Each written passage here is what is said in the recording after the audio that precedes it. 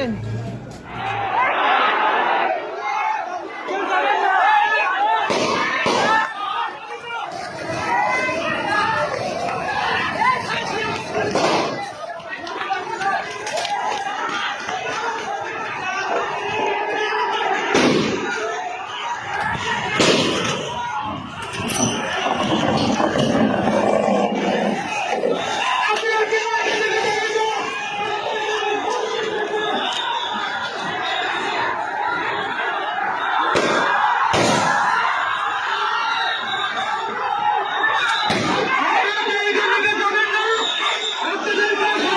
Chairman Abu Saeed helmet পরে গুলি করছে, দেখতে পাচ্ছেন।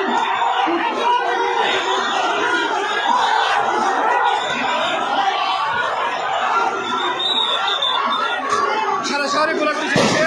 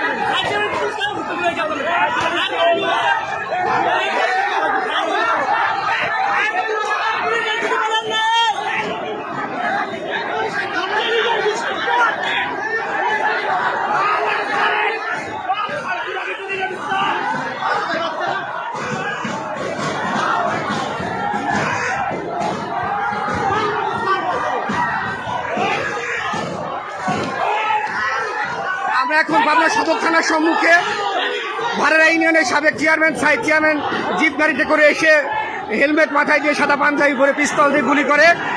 এক পর্যায়ে সাধারণ ছাত্র জনতা তাদেরকে ধাওয়া করে এবং সাইদ চেয়ারম্যানের গাড়িকে ভেঙে ফেলে।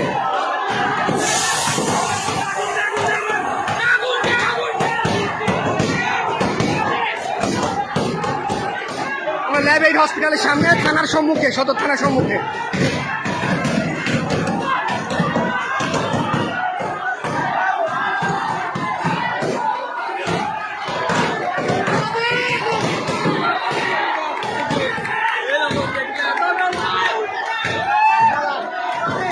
আওয়ামী লীগের লোকজনরা এসেছিল, তারা সবাই পালিয়েছে।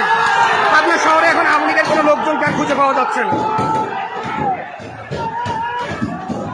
প্রত্যেক গলিতে গলিতে ছাত্ররা ঢুকে পড়েছে, খাওয়া করছে ছাত্ররাই। পাবনা শহরের সমস্ত গলিতে ছাত্ররা ঢুকে পড়েছে। পুলিশ নিরপেক্ষ ভূমিকা পালন করছে, পুলিশের ভূমিকা নিরপেক্ষ দেখতে পাচ্ছি আমরা। এএসপি মাসুদ আলমের নেতৃত্বে পুলিশের নিরপেক্ষ ভূমিকা দেখতে পাচ্ছি এবং ছাত্ররা সারা শহর দখল করে নিয়েছে। আওয়ামী লীগের লোকজন ককটেল ফুটায় এবং পিস্তল দিয়ে গুলি করে, পরবর্তীতে তারা পালিয়ে যেতে বাধ্য হয়।